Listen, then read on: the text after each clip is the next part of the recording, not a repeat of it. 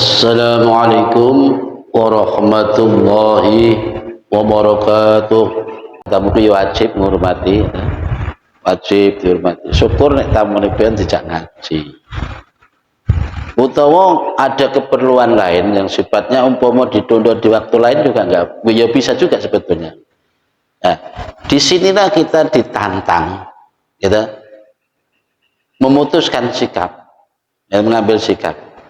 Nek awak dewi ku cek menting no kuwi berarti urung enek tanda-tanda makrifat belas. Belum enek. Itu bersiji kuwi. Lebih memilih mendahulukan urusan akhirat daripada urusan dunia. Itu nomor siji. Nomor loro, wa musara'atu ila ittiba'i amrillah subhanahu wa ta'ala.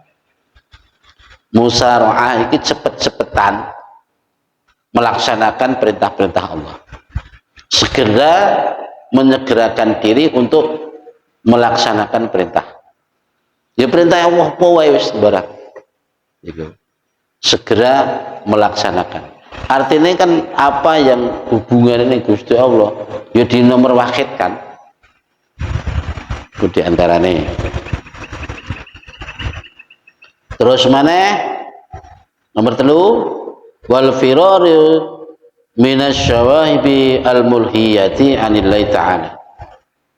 Firar ini lari atau menghindarkan diri dari segala kesibukan yang membuat dia terpaling dari Allah.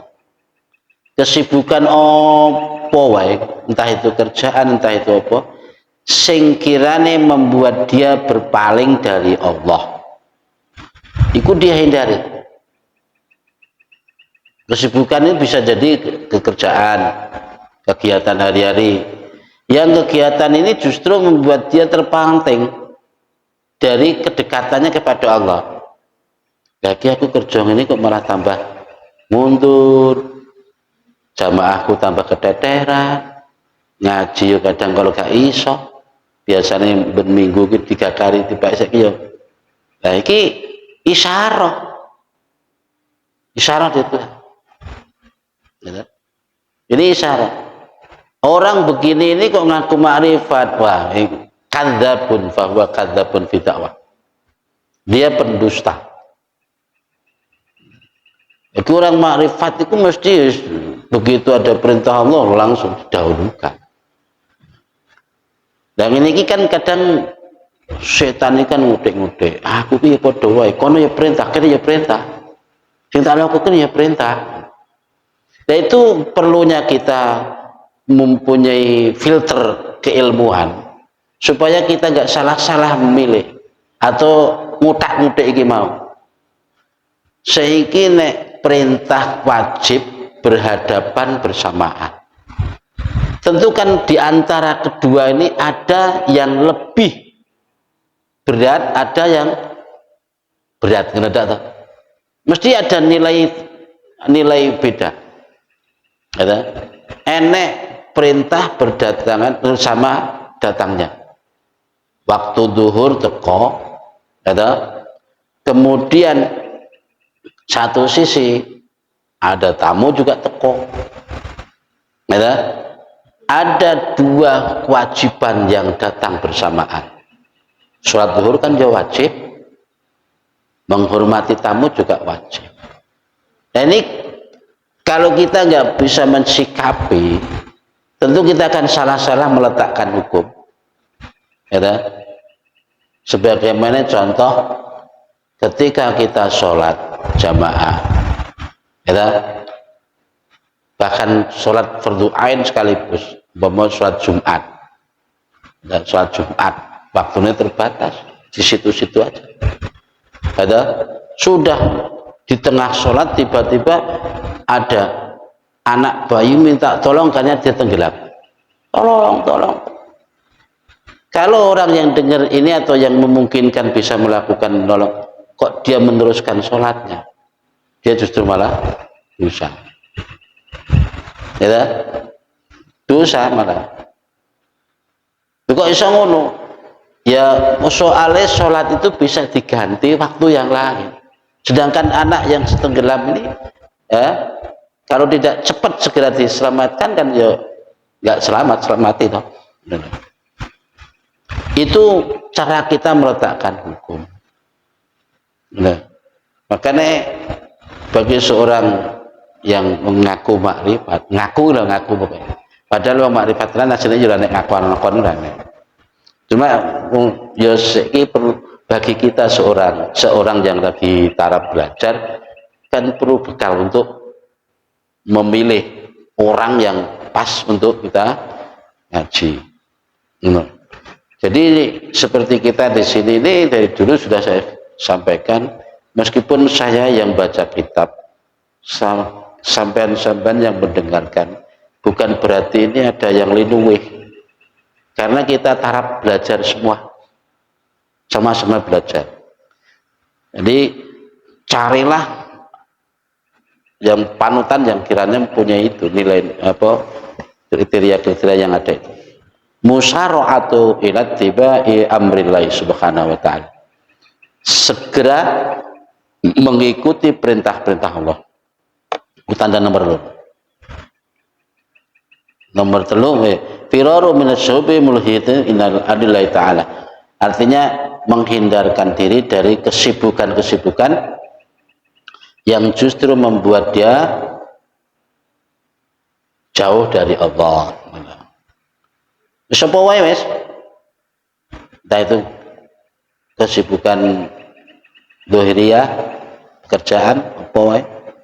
Soalnya justru lagi yang kayak pilihan yang dunia ini. Lah ngene iki kabeh ya wis takdir kono padahal. Iya padahal, tapi menungso iki dikai hak memilih. Dikai hak memilih. Dalam Al-Qur'an, ya ayyuhalladzina amanu la tulhikum amwalukum wala auladukum an dzikrillah wa may yaf'al dzalika fa ulaika humul khasirun.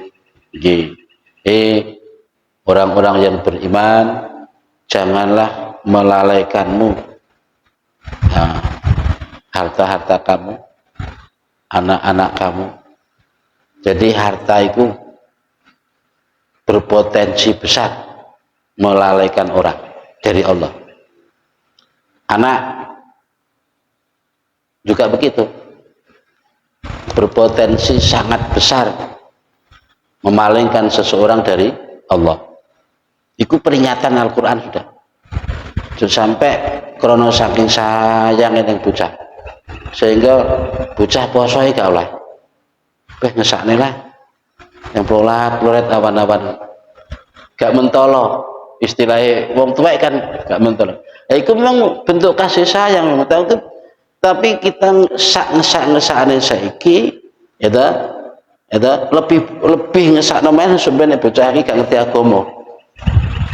Ya, akhirnya jadi uripe jauh dari agama. Jadi ya berat memang, termasuk melepas anak untuk di pondok nih, dan itu butuh orang tuh, ya, bukan hanya dari pihak si anak itu sendiri, termasuk orang tua juga harus siap mental, karena kadang-kala anak semangat, orang tua enggak kuat, enggak saking sayangnya yang bocah. Wis diperingatkan dengan Al-Quran, ya, la tulhikum amwalukum wala auladukum an dzikrillah. Janganlah memalingkanmu harta anak dari zikir kepada Allah. Zikir dalam arti ya taat, dan dalam bentuk ora kok zikir Allah tak menunggah. Pokoknya aja sampai harta iki bisa memalingkanmu akan ketaatan pada Allah. Wa may yaf'al dzalika fa ulaika humul khasirun. Barang siapa yang melakukan itu, yang demikian itu, maka sungguh dia orang yang merugi nanti. Itulah di antara tanda-tanda bahwa dalam diri seseorang ada nilai ma'rifat, yaitu selalu mengutamakan akhirat daripada dunianya, mensegerakan diri untuk memenuhi perintah Allah. Perintah itu bukan hanya dalam segi perintah kewajiban, termasuk larangannya sini kan juga perintah. Bentuknya larangannya sini perintah untuk ditinggalkan. Dan kewajiban kan perintah untuk dilaksanakan, ini kan, benar. Jadi kita menghindarkan diri dari yang dilarang Allah itu juga taat, juga musyarakah, namanya cepat-cepat menuju pada perintah. Termasuk kita melaksanakan kewajiban, entah sholat, entah menuntut ilmu, entah menolong orang, entah apa saja, itu juga perintah Allah, ya taat. Gitu. Kita menjaga diri meskipun dalam bentuk nyepi, diam, karena satu sisi dia menghindarkan diri dari sifat ngerasani, sifat ini juga termasuk bentuk menghindarkan diri dari larangan Allah. Aku tak menengilah timbang koko nek melok jakong kono kuatir nang tumibo ngerasani, ya akhirnya meneng gak melok jakong.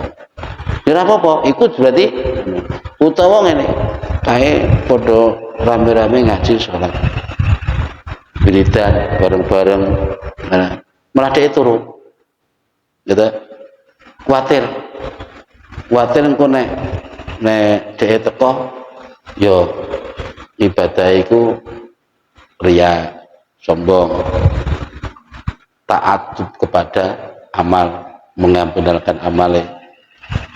Ya satu sisi boleh begitu, boleh perasaan begitu boleh. Terus wal khuznu ala fawaidit ta'at, jika suatu saat dia ketelatan, ketinggalan melaksanakan taat, yang biasanya jamaah tekun banget, satu saat dia ketinggalan, itu sedihnya minta ampun, dia menyesal banget. Kalau bisa itu ditambeli, dijoli. Kalau soal jumlah yang tertinggal bisa diganti, tapi waktu yang ditentukan Allah yang mestinya bisa terpenuhi itu nggak bisa diganti. Ya, umpamanya kita ketinggalan sholat sunat, umpamanya kemarin sholat sunat ketinggalan 2 rakaat, umpamanya sekarang kita ijoli 4 rakaat atau 6 rakaat bisa. Tapi waktu yang mestinya Allah tentukan rakaat itu kamu mendapatkan 2 rakaat, ya, itu tidak bisa diganti, itu yang disesali di situ. Jadi khusnun ala fawaidit ta'at, orang makrifat itu kalau ibadahnya kurang, mundur, itu sedih minta ampun. Malah kadang nggak doyan mangan, kadang tolong. Yo ditambeli, memang tambeli, dikondoi, meskipun itu ibadah sunat, dikondoi, wiridan betina juga ketinggalan, dikondoi. Tapi tetap disesali, karena apa? Yaitu mau waktu yang mestinya Allah tentukan di saat itu aku bisa melakukan, tapi ternyata karena kelalaian. Nah, itu ciri khas orang makrifat. Karena awak dewi kan orang, gitu. Ketinggalan jamaah ya tenang-tenang aja, kadang sholat guri ini waktu guri ya Rasul, biasa-biasa, gak ada suasana sedih, gak aneh. Menurut gue dalilnya ya paten, ya sebagaimana yang kabeh mesti takdir. Jadi kodok kodare cek khairi syarih teko Gusti Allah. Ya wes, kayak gak ada upaya. Terus wasruruhu wat maknanuhu bi dzikrillah wa taatihi. Hatinya damai atau ketenangannya itu bisa didapat karena zikir. Jadi wong makrifat ki senenge leh zikir. Suasana hatine ki tenang damai nek zikir. Taat wis ngrasani iso nglaksanakno kewajiban syarat sunat sekian ibadah lain semua terpenuhi, khusus bangga banget. Itu hari-hari yang dinikmati itu. Nek wis terlaksana wis seneng hati, suasana itu. Dan memang betul orang yang menganggap bahwa ibadah itu suatu beban, ketika dia sudah melaksanakan itu, memang suasana hati ya longgar blong. Lebon. Iku padahal menganggap bahwa kalau ibadah itu beban. Beda lagi kalau orang yang ibadah itu hobi ya, tujuan. Gitu. Jadi contohnya potongan awak dhewe iki lho. Bapakne wis anu wis ayo dhuwur sik ku ben tenang. Gitu. Jadi salat dhuwur sik ben tenang. Mbah ben tenang leh mangan, mbah ben tenang leh rokokan. Kan artinya ketika sudah melaksanakan taat, membawa suasana hati damai. Gitu. Orang makrifat yang ngono kuwi. Jadi kesenangannya bukan karena oleh kiriman untuk oleh duit, enggak, senangnya nek. War rahmati wasyafa'ati lil khalqillah. Termasuk iki. Jadi terhadap sesama itu wong iki welas asih. Welas asih ning gone makhluk Allah. Jadi bukan pada sesama tok, bukan sesama manusia tok, kepada seluruh makhluk Allah dia walas asih. War rahmah wasyafaqah. Syafaqah itu welas banget. Nah. Jadi meskipun terhadap makhluk Allah yang paling hina dan kecil sekalipun, dia sangat perhatian. Kalau tanpa alasan yang jelas, tidak sekali-kali ia melakukan tindakan. Kecuali nek memang yo enek kewan yang mengganggu, yang terutama keberadaannya membahayakan. Terus notabene hewan ini tergolong hewan yang boleh dibunuh, ya silakan. Tapi nek nggak ada alasan itu, nggak sesekali melakukan pembunuhan. Jadi perhatian betul terhadap. Termasuk kemarin semut itu. Semut karena jadi ini wong iku nek omahe ana semute, iku pertanda jenenge rezekine akeh. Makanya nek omahe akeh semute syukura. Ya, asine ora kok semut iki datang ke rezeki ngono enggak. Soalnya wong nek semut ku nek teko ning gone suatu tempat, itu pertanda di situ ada makanan. Ini lho. Dan nek omahmu enek semut akeh berarti ning omahmu ki akeh panganan semut. Itu menandakan bahwa rezekimu aneh. Ngono. Ora kok semut itu memang tak konrene kabeh tak pakani kok. Ora ngono maksude. Maksude pertanda nek omahmu ki enek panganan sehingga semut mara. Ngono ditane. Ora kok rumangsa gumedhe apa GR iya memang semut nek tak pangati kok. Ora ngono. Ya. War ru'yatu ma yasurruhu wa ma yuhsinuhu minallahi dzil jalali wal ikram. Jadi dia melihat sesuatu baik yang menggembirakan maupun yang menyedihkan, baik yang ning ati iku nyenengne utawa sing nyumpekne, iku selalu dipandang bahwa itu dari Allah semata. Itu pandangannya wong makrifat. Jadi ciri-ciri kemarifatan akeh. Tidak hanya itu loh ya. Ini yang saya tangkap dalam kitab Syarah ini kurang lebih begitu. Ingat, tondo-tondone wong makrifat bisa dibaca secara dohir, baik secara raut wajah dari tutur kata, perilaku, sikap hari-hari bisa dibaca. Meskipun itu tidak paten dalam arti ya wong action juga bisa jadi. Tapi nih dalam hal taat kepada Allah ini kan nggak bisa digawe-gawe gitu loh. termasuk orang ini sikapnya selalu mendahulukan urusan akhiratnya, lebih mementingkan ibadahnya, terutama yaitu rahmatan wa syafaatan lil khalqi, kepada hewan-hewan, kepada makhluk-makhluk lain yang tumbuhan apa wae wis mempunyai sifat rahmah. Ora kok kepada manusia tok. Terus yang lebih mendalam lagi pandangan orang ini terhadap apa saja yang datang kepadanya, baik dalam hal yang menyenangkan maupun yang tidak menyenangkan, dia pandang bahwa itu dari Allah semata. Tidak ada lagi sing jenenge itu kok Gusti Allah, sing ora jenenge Gusti Allah.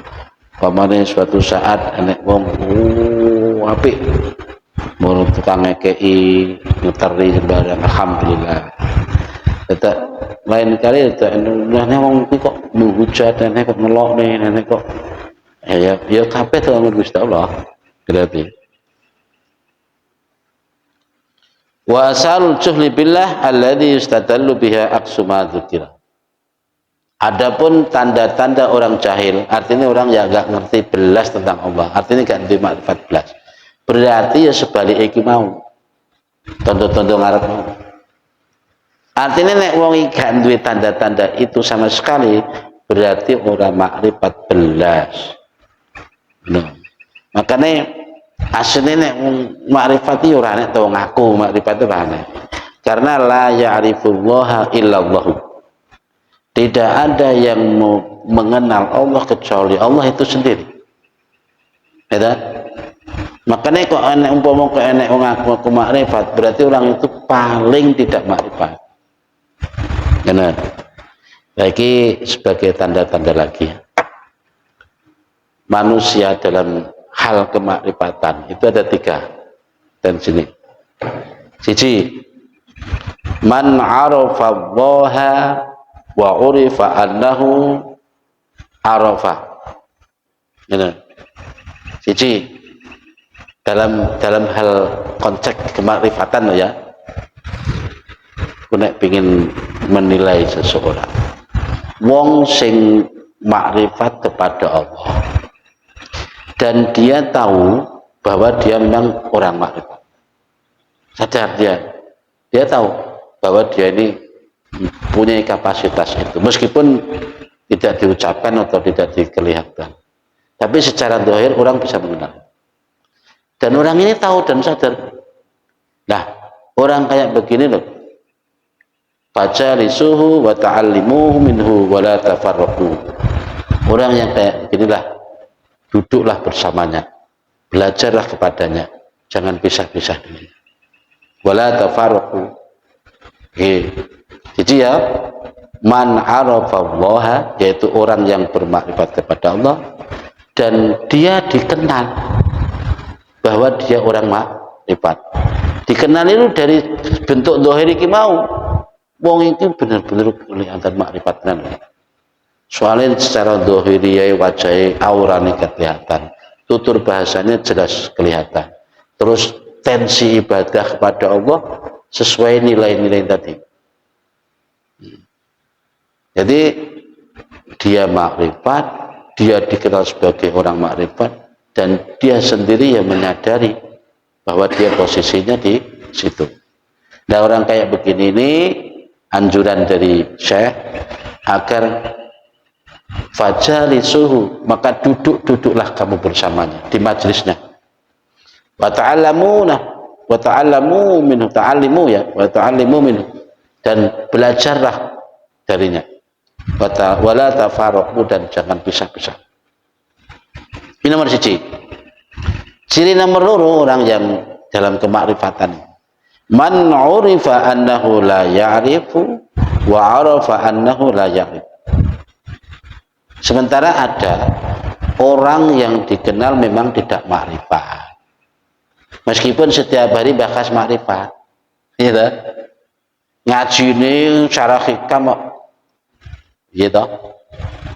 Man urifa annahu la ya'rifu wa arafa annahu la ya'rifu.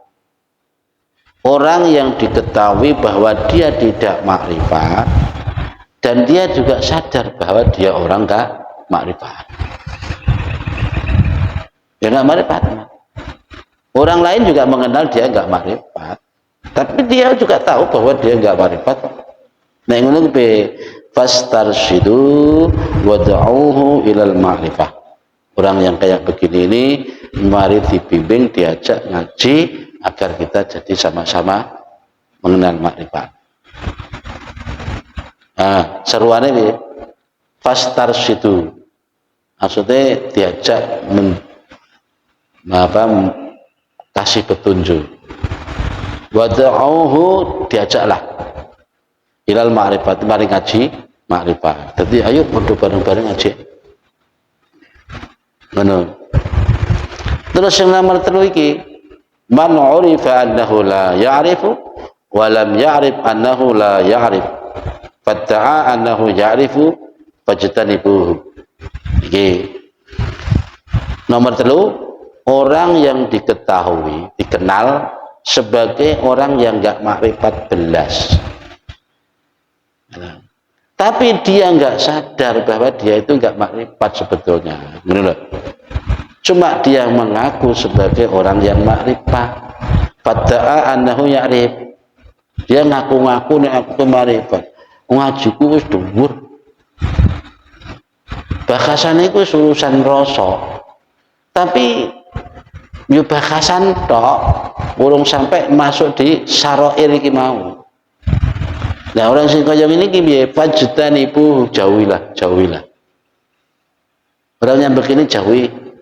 Wis gak usah dibahas, ora usah dicedheki, ora usah di. Bukan jauhi, bukan karena sentimen, artinya is argumen-argumennya perlu rasa ditanggapi, ya rasa dikenal, ya rasa diikutin, jangan dijadikan apalagi panutan. Jadi ini terlalu gimana? Nah, makanya dari sini tidak mudah orang bahas tentang makrifat, gitu.